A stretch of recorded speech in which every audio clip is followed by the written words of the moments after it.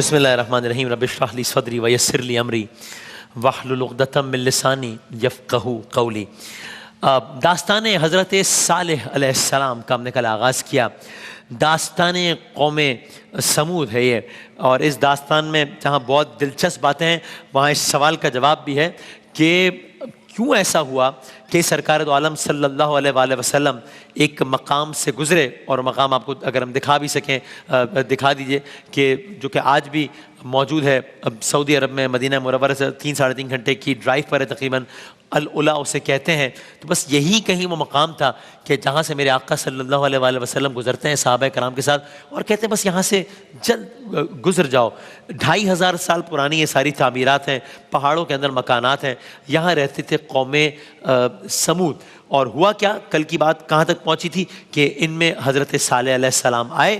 صالح علیہ السلام نے پوری قوم کو اس انداز میں چیلنج کیا، رسالت کا دعویٰ کیا، اور ساتھ ہی کہا کہ تم جو جھوٹے خداؤں کی پیروی کر رہے ہو یہ سب ختم کر دو، یہ سب بند کر دو۔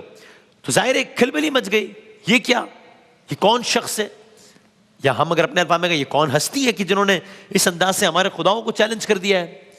9 سردار تھے، قرآن میں ان کی تعداد بھی آئی، 9 سردار۔ وہ آپس میں بیٹھے کہ اب کیا اللہ ہے عمل طے کرنا ہے، اور کہا یہ کہ ہم بااثر لوگ ہیں، ہم دولت مند لوگ ہیں، لوگ ہماری سنتے ہیں، سب کچھ ہمارے پاس ہے، تو اگر یہی کرنا تھا خداوند تعالیٰ نے تو یہ کام ہمارے ذریعے کروا لیتا۔ صالح علیہ السلام کا اس میں کیوں انتخاب ہوا، یہ ایسی کیا خاص بات ہے ان میں؟ کل ہم نے بات یہاں پہ ختم کی تھی کہ 9 سردار بیٹھے، اور اس کے بعد ایک لاہ عمل طے ہوا کہ اب کس طریقے سے اس سارے معاملے سے نمٹنا ہے۔ اب اس لاہ عمل پر عمل درآمد شروع ہوا کہ صالح علیہ السلام کو کیسے رسپونڈ کرنا ہے، ان کی بات ماننی ہے نہیں ماننی، سرنڈر کرنا ہے، اپوز کرنا ہے، کیا کرنا ہے، کیا اپروچ رکھنی ہے۔ کیا ہوا، صالح علیہ السلام کی باتوں کو غیر سنجیدگی سے لیا گیا، نہ صرف کہ غیر سنجیدگی سے لیا گیا، آپ کی باتوں کو ہنسی مذاق میں اڑا دیا گیا، اس لیے کہ وہ سمجھتے تھے کہ صالح علیہ السلام کچھ دنوں میں ان کو شاید ایسا لگتا ہو کہ اپنے عمل سے باز آ جائیں گے۔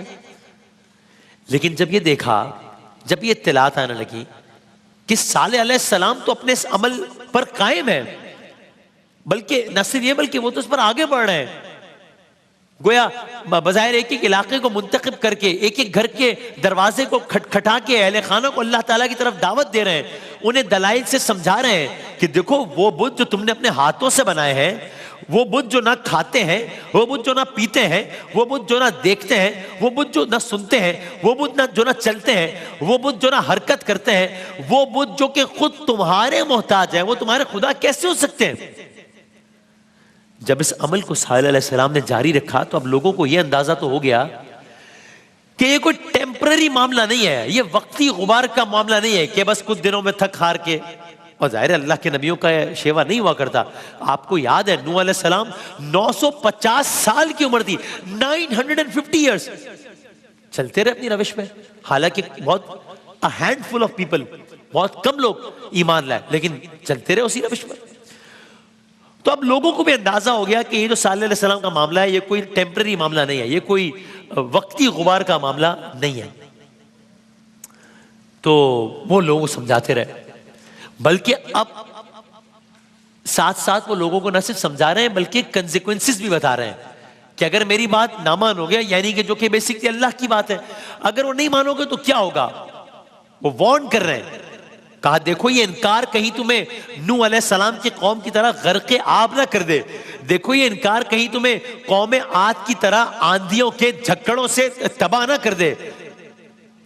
اور ممکن ہے we have reasons to believe، ایسا ہو سکتا ہے کہ جب صالح علیہ السلام وارن کرتے ہو تو مڑ کے اپنے مکانات کو دیکھتے ہو کہ یار اتنے بڑے مکانات ہیں، تاریخ میں ایسے مکانات کبھی کسی نے نہیں بنائے، یہ بڑے بڑے محلات ہیں، یہ کیسے گریں گے، اس میں رہتے ہوئے ہمیں کوئی کیا نقصان پہنچائے گا، کوئی ہمارا کیا بگاڑ لے گا، کچھ ہوا تو ہمیں یہ پہاڑ بچا لیں گے۔ یہ سلسلہ جاری ہے، یہاں سے وہ تبلیغ کر رہے، یہاں سے وہ انکار کر رہے۔ اب یہاں پر شیطان نے انٹری ماری ہے، یہاں سے شیطان کا کردار شروع ہوتا ہے۔ کیا کیا شیطان نے ان سے سوال کیا، قوم کے سرداروں سے، قوم کے لوگوں سے، بھئی یہ بتاؤ کیا صالح علیہ السلام اپنے بارے میں کیا کہتے ہیں، انہیں کس نے بھیجا ہے؟ جواب دیا وہ کہتے ہیں اللہ نے بھیجا ہے۔ اچھا کون اللہ؟ شیطان نے کہا. سرداروں نے جواب دیا وہ کہتے ہیں اللہ وہ ہے جس نے پوری کائنات بنائی ہے، ہمارا خالق ہے، ہمارا مالک ہے، ہمارا رازق ہے. شیطان نے کہا صالح یہ کہتے ہیں کہ زمین، آسمان، سورج، چاند، ستارے سب اللہ نے بنائے ہیں اور وہ ہر چیز پہ قدرت رکھتے ہیں. سرداروں نے کہا وہ یہی کہتے ہیں. بالکل. اب شیطان مسکرایا، اسٹریٹجی بنا رہا ہے. کہا مسئلہ حل ہو گیا. مسئلہ کیسے حل ہوا؟ مسئلہ تو بھی کھڑا ہو گیا، مسئلہ تو شروع ہوا ہے ابھی. نہیں مسئلہ حل ہو گیا. اچھا کیسے مسئلہ حل ہو گیا؟ میں حل بتاتا ہوں. کیا حل ہے؟ کہا بھئی اب تمہیں صالح علیہ السلام سے نہ کچھ کہنے کی ضرورت نہیں ہے. یعنی ابھی گویا بظاہر سرتا ہے کہ اپنے انداز میں ایک بات ہو رہی ہے کہ تمہیں کچھ کہنے کی ضرورت نہیں ہے، الجھنے کی بھی ضرورت نہیں ہے. تو پھر کیا کریں؟ مسئلہ حل کس طرح ہوگا؟ ایک چھوٹی سی بات صالح علیہ السلام تک پہنچا دو، مسئلہ حل ہو جائے گا. بھائی اتنا بڑا مسئلہ اتنی چھوٹی سی بات سمجھانے سے یا پہنچانے سے کیسے ہوگا؟ میں بتاتا ہوں وہ بات کون سی ہے. شیطان نے کہا اچھا اتنی سی بات بتا دو، ان سے کہہ دو کہ اور کچھ نہ کریں، یہ دعوت، تبلیغ، ڈرانا، پچھلے قوموں کے بارے میں بتانا نہیں، اس نہ کریں. ایک کام کر لیں. کیا کام؟ ثبوت دے دیں. کس چیز کا ثبوت؟ اپنے رسول ہونے کا ثبوت دے دیں. ارے اچھا اپنے رسول ہونے کا ثبوت دے دیں. صالح علیہ السلام سے اپنے رسول ہونے کا ثبوت مانگو. شیطان یہ کہہ رہا ہے قوم کے سرداروں کو، قوم کے لوگوں کو. اچھا بھئی کہہ دیں گے ہم ان سے ثبوت مانگو. تو اگر پلٹ کر پوچھ لیا کیا ثبوت، کیسے ثابت کرنا ہے، تو کیا کہیں؟ اس کا بھی جواب بتایا اور عجیب و غریب جواب.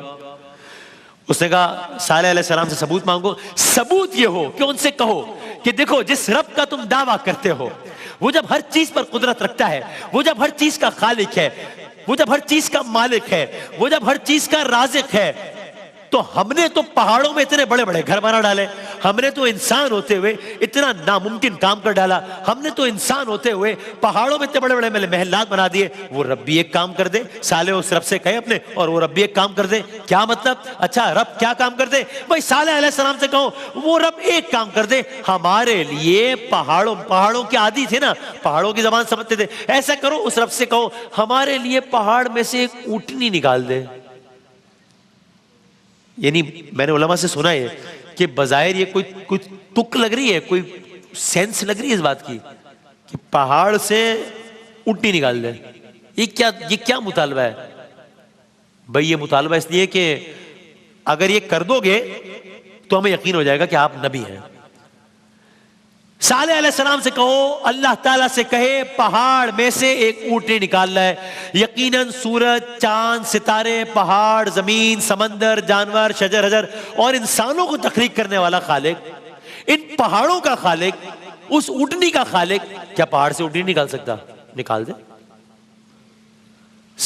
اگر صالح اس رب کی طرف سے بھیجیں گے تو پھر لازم ہے کہ وہ رب ان کی بات تو مانے گا، چونکہ یہ کام تو اللہ کے لیے کر رہے ہیں. اللہ ان کو سچا ثابت کرنے کے لیے اتنا کام نہیں کرے گا کیا؟ بس جاؤ ان کو پیغام دو کہ اب ہمارے اور تمہارے درمیان بات طے پا گئی.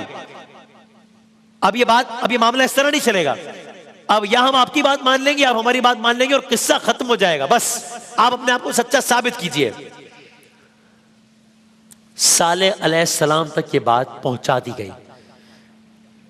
چیلنج دے دیا قوم نے کہ اگر آپ جو کہہ رہے ہیں اگر یہ بات ٹھیک ہے تو پھر آپ اپنی اس بات کا ثبوت دیجئے، اور ثبوت یوں دیجئے کہ پہاڑ سے اونٹنی نکالنے کا کہہ دیں اپنے رب کو. صالح علیہ السلام کا اس پر پہلا رد عمل، پہلا ریاکشن کیا یہ کہا کہ یہ کس طرح کی بات ہے، یہ کیسی منطق مانگ رہے ہو، یہ کیسی لاجک مانگ رہے ہو. میرا یہ پیغام ہے، تم نے ماننا ہے مانو، نہیں ماننا نہ مانو، عذاب آ جائے گا تمہیں خود معلوم ہو جائے گا. اور یہ تو بہت ہی لغو بے بنیاد بات ہے. یہ کہا یا یہ کہا کہ چلو تمہارا یہ مطالبہ بھی پورا کر دیتے ہیں، پھر دیکھتے ہیں کہ تم میری بات مانتے ہو یا نہیں مانتے. گفت و شنید کے بعد کیا طے پایا؟ طے یہ پایا، یہیں سے اپنی داستان کو ہم کل آگے بڑھائیں گے انشاءاللہ.